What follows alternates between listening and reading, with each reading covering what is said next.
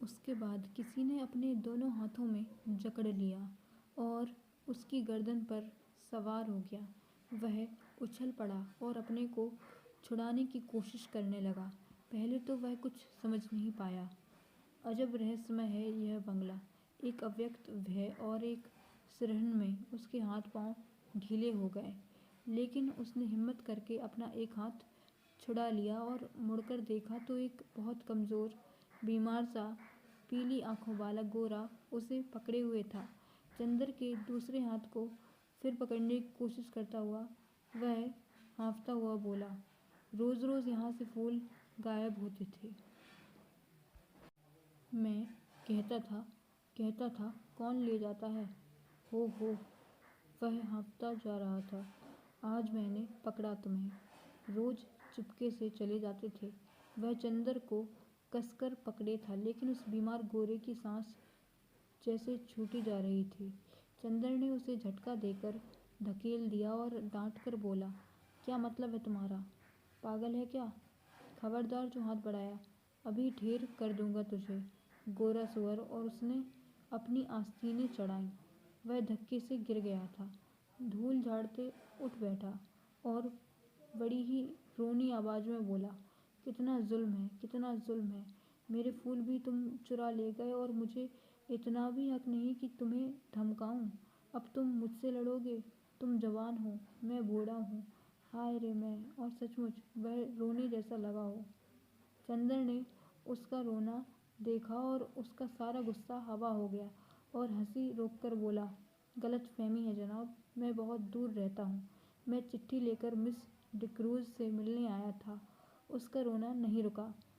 तुम बहाना बनाते हो, और अगर मैं विश्वास नहीं करता तो तुम मारने की धमकी देते हो। अगर मैं कमज़ोर ना होता तो तुम्हें पीस कर खा जाता और तुम्हारी खोपड़ी कुचल कर फेंक देता, जैसे तुमने मेरे फूल फेंके होंगे। फिर तुमने मुझे गाली दी, मैं उठाकर तुम्हें अभी नाले में फेंक दूंगा। अरे बाप रे, दौड़ो, मुझे मार डाला। पापी टॉमी, अरे दोनों कुत्ते मर गए। उसने डर के मारे चीखना शुरू किया। क्या है बर्टी, क्यों चिल्ला रहे हो? बाथरूम के अंदर से किसी ने चिल्लाकर कहा। अरे मार डाला इसने, दौड़ो। झटके से बाथरूम का दरवाज़ा खुला। गाउन पहने हुए एक लड़की दौड़ती हुई आई और चंद्र को देखकर रुक गई। क्या है? उसने डांटकर पूछा। कुछ नहीं, शायद पागल मालूम देता है। जवान संभाल कर बोलो, वह मेरा भाई है।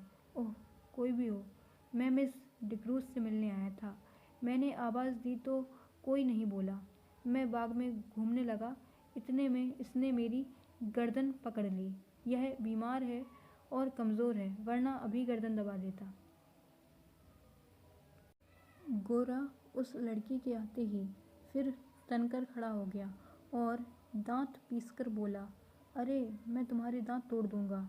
बदमाश कहीं का। चुपके आया और गुलाब तोड़ने लगा। मैं चमेली के झाड़ के पीछे छिपा देख रहा था। अभी मैं पुलिस बुलाती हूँ, तुम देखते रहो बल्टी से, मैं फ़ोन करती हूँ। लड़की ने डांटते हुए कहा। अरे भाई, मैं मिस डिक्रूज़ से मिलने आया हूँ। मैं तुम्हें नहीं जानती, झूठा कहीं का। मैं मिस डिक्रूज़ हूँ। देखिए तो यह खत। लड़की ने खत खोला और पढ़ा और एकदम उसने आवाज़ बदल दी। छी बर्टी, तुम किसी दिन पागल खाने जाओगे। आपको डॉक्टर शुक्ला ने भेजा है। तुम तो मुझे बदनाम करा डालोगे। उसकी शक्ल और रोनी हो गई। मैं जानता नहीं था। उसने और भी घबराकर कहा, माफ़ कीजिएगा। लड़की ने बड़ी मीठी आवाज़ में साफ हिंदुस्तानी में कहा, मेरे भाई का दिमाग ज़रा ठीक नहीं रहता। जब से इनकी पत्नी की मौत हो गई, इसका मतलब ये नहीं कि ये किसी भले आदमी की इज्जत उतार लें। चंदर ने बिगड़ कर कहा, देखिए, बुरा मत मानिए, मैं इनकी ओर से माफ़ी मांगती हूँ। आइए अंदर चलिए। उसने चंदर का हाथ पकड़ लिया। उसका हाथ बेहद ठंडा था। वह नहाकर आ रही थी। उसके हाथ के इस स्पर्श से चंदर सिहर उठा और उसने हाथ झटक कर कहा, अफसोस, आपका हाथ तो बर्फ है।